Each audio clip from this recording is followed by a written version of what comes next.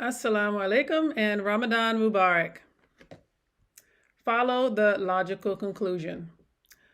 The messengers were just people just like you and I. They didn't have any magic or superhuman skills. As a matter of fact, they were instructed to tell the people that they were human, just like them, and that there was only one creator, and that we should follow the path that leads to him. We know this is not like the Wizard of Oz, where you follow the yellow brick road that leads to the Wiz. So then what is this? It is to use your brain to follow the logical conclusions. And in this, you will receive God's grace. So God's grace is his mercy and forgiveness. This mercy and forgiveness comes in the form of solutions and logical conclusions. It is this that will lead you to the conclusion that everything is connected and therefore there can only be one authority, and it is not man. Man is not a partner to the creator of all logic. Contrary to what you've been hearing, man is not God. He's not any part of God. Man is a student, and like a student, he should have a seat when it comes to his creator. Think about this. In order to say that we believe in one creator, we would have to believe in the oneness of creation. To believe in the oneness of creation is to live life as if everything is connected. This would mean belief in karma. This would mean belief in cause and effect. Belief in science, proven facts, and the idea that we are living in a universal reality. This is what it actually means when we say we bear witness that there can only be one creator, that everything must be connected.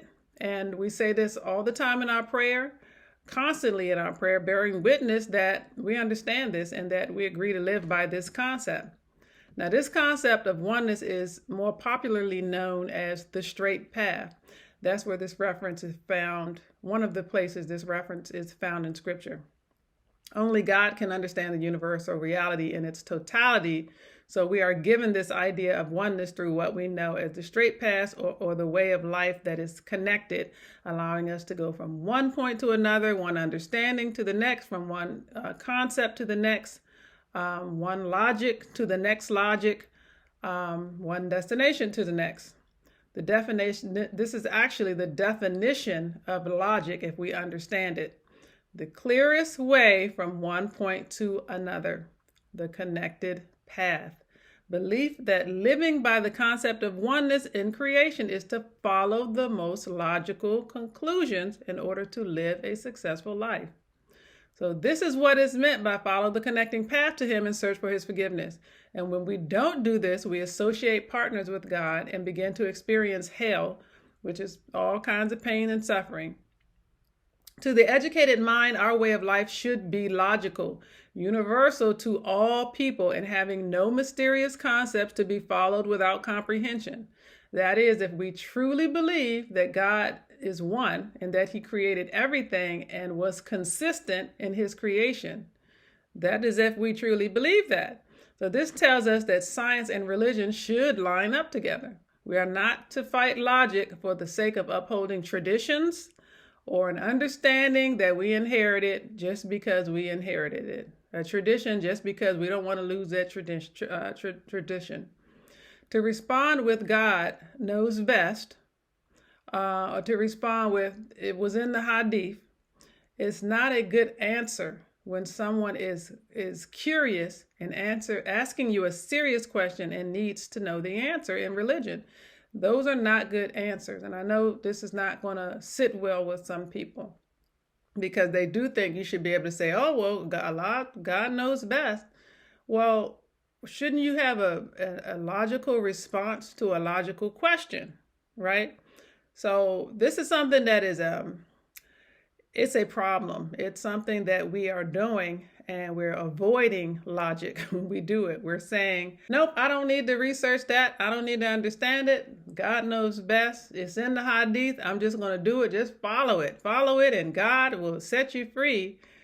That's not the type of religion I want to be in. And I think our children would agree.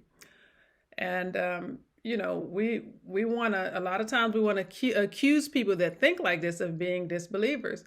But by definition, to follow other than the logical conclusion is to follow other than God. So let's look at our own actions based on these concepts when we do anything without reflecting on common sense, without reflecting on the nature of a thing or its proven science. This is when we've disconnected ourselves from the straight path. And at this point, we don't have to guess much about things. There's so much information out here. But another idea of this straight path is also that it is called the rope of Allah, or the rope of God. You may have heard this term. When we stop making these logical connections, we let go of this rope, and often we end up experiencing life's punishments, failed relationships, bad health, low income, addiction, abuse, all kinds of terrible things that happen to us that could have been avoided if we were using our brain and being rational and logical. So I want to go back to this, dear believers. There's no magic. There's no magic in religion. And those of us who choose to have a spiritual relationship with God without a need for solutions and conclusions today, that is something that we can no longer entertain. And on this, we're really just beginning to leave the plantation of religiously inherited ideas that have left us with only spiritual belief in God without the intellectual or rational sense or education in science and religion. Those of us who want to hold on to glorifying God in the spirit are always going to have an issue waging emotional war against those who bring clarity, even though they haven't examined the scripture for themselves in seriousness and in detail with commitment. Listen, there are people that spend hours and hours and days and years studying the scripture, and those thinkers should be respected. They should be listened to. They should be considered. But there are also those of us who think that our religion should just be for us, that it shouldn't be for everybody. So those are the people that we're dealing with right now, that we actually, we're trying to move forward. And these are the people that just pop up and want to cause problems. But the difference in those who respect God's universal reality and follow the logical conclusions, we benefit from both the material and spiritual realities. The intellectual realities. There are a lot more realities in religion than the spiritual reality.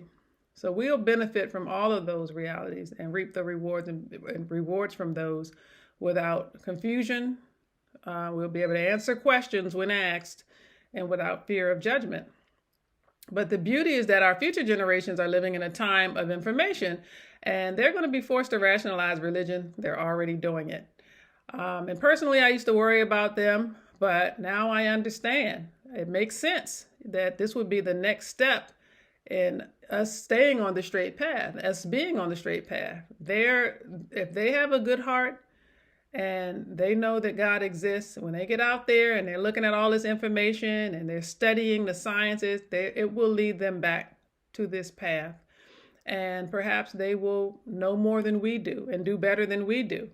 But when we say that we return, you've heard this term, you return to God, or that we live, but we die over and over again, this is what is meant by that. We return to God when we return to the path, and we do that over and over again.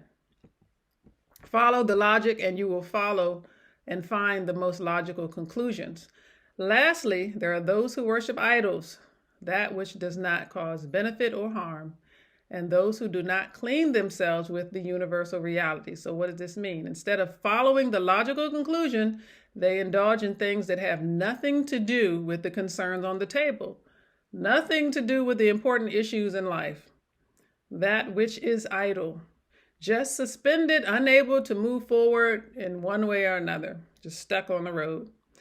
This concept is actually, it's a little difficult to explain in English, but to be unclean is to be idle. It's like wallowing or wandering or being lost in something to the point where you're just soiled by it. That's a form of being unclean. But what removes this type of uncleanliness is logic. We don't have to wonder and wander and wallow. Follow the logical conclusions. So inshallah, this was useful. Assalamu alaikum.